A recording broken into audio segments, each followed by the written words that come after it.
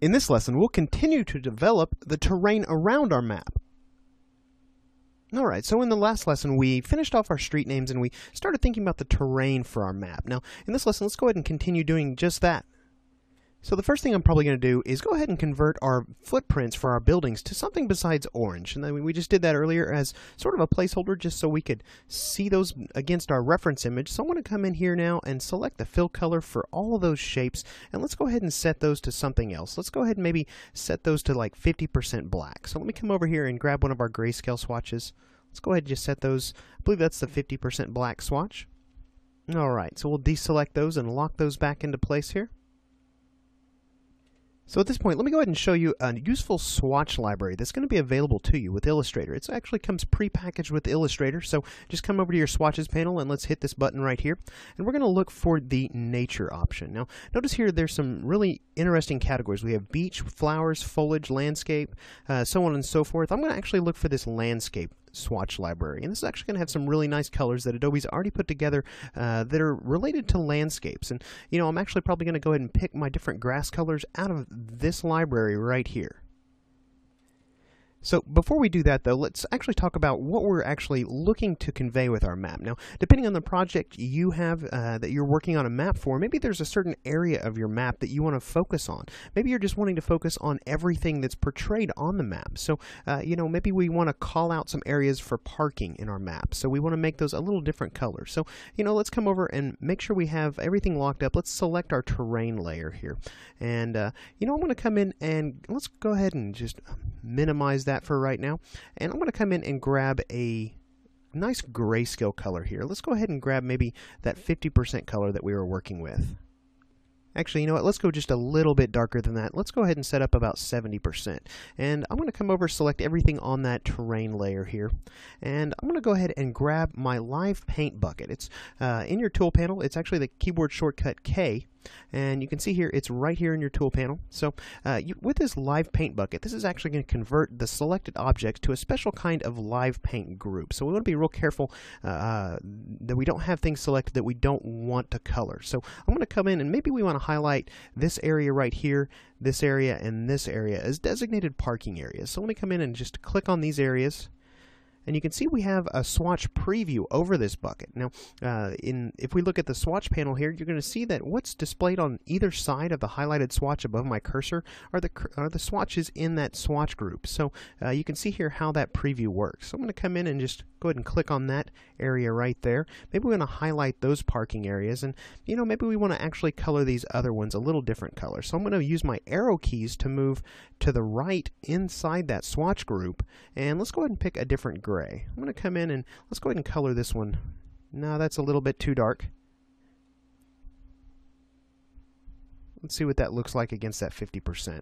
I think that actually will work just fine. So I'm going to come in and color these other parking areas or these other asphalt areas with this different shade of gray. So we'll come in and just click on each of these areas. I want to maybe click on even the center of our roundabouts. So let's go ahead and just use the control modifier key and deselect those. Then we'll select our selection tool here.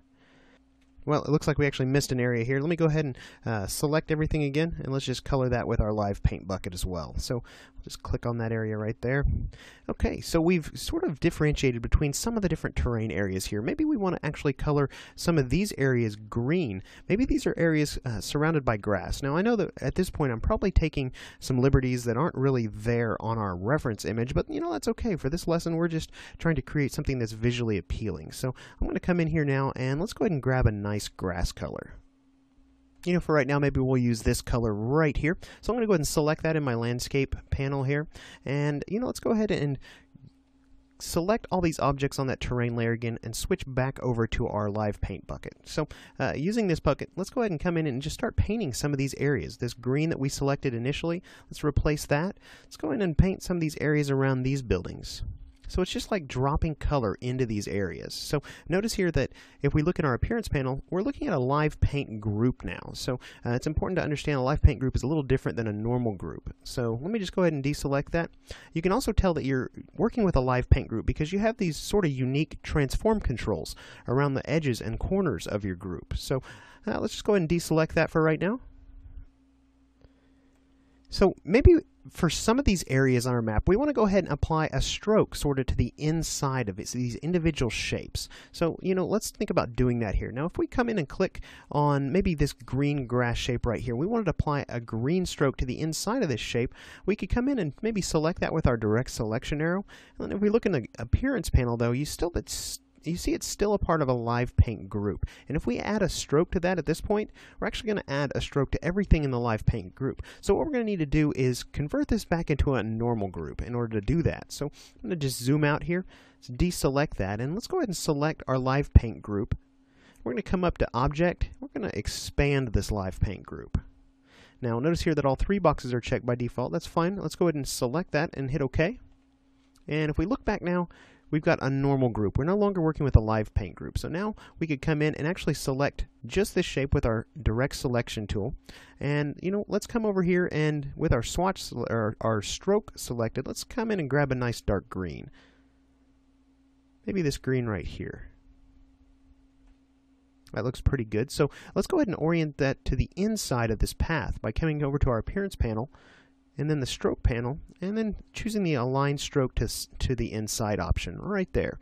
And then maybe we could bump that up. Let's see what that looks like at about a 2-point stroke. Alright, so I think I like that. Maybe we want to actually even do another stroke in the original color of the fill here on the inside of that. So let's go ahead and duplicate that stroke just by clicking the new stroke button right there. We've got a second copy of that, and let's come in and select our that original fill color. That was this one right here. Let's reduce that one down to maybe a 1-point stroke and see what that looks like. Maybe we could actually go a little bit smaller. Let's go down to about a 1/2 point. No, I think 3/4 of a point looks pretty good. So let's see what that does. Alright, so that looks really good. So maybe we could actually come in and apply this type of effect to each of these areas in our map, maybe each of these grass areas. So I want to come in and let me just select this same shape again, come over to my appearance panel, and we've got this little thumbnail preview. So I'm just going to come in and drop this thumbnail preview on some of these other areas. Maybe we could drop it there. Let's come in and drop it here as well. Each of these grass areas we're working with.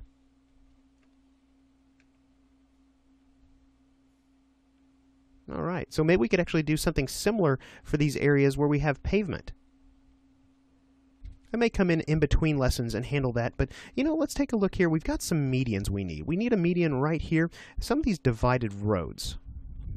Now we could actually do that a couple different ways. We could come in and do that with a path and apply a stroke to that path, or we could come in and maybe use our rounded rectangle tool. Let me just go ahead and grab that here. It's underneath our rectangle tool in your tool panel, and let's just come in and draw a rectangle here. Let's get rid of this stroke and let's see what a rectangle looks like. Alright, now that's got a pretty round end to it, so let me just go ahead and delete that here, and let's come in and just click on our artboard. And you can see here we have height and width controls, and we also have a corner radius control. So I'm going to go ahead and reduce this down. Let's go ahead and change that to about 1/8 of an inch, 0.125. You can see here, not much of a change, so we can actually reduce that to whatever size we want. Let me just come in here and input in like maybe about 4 points.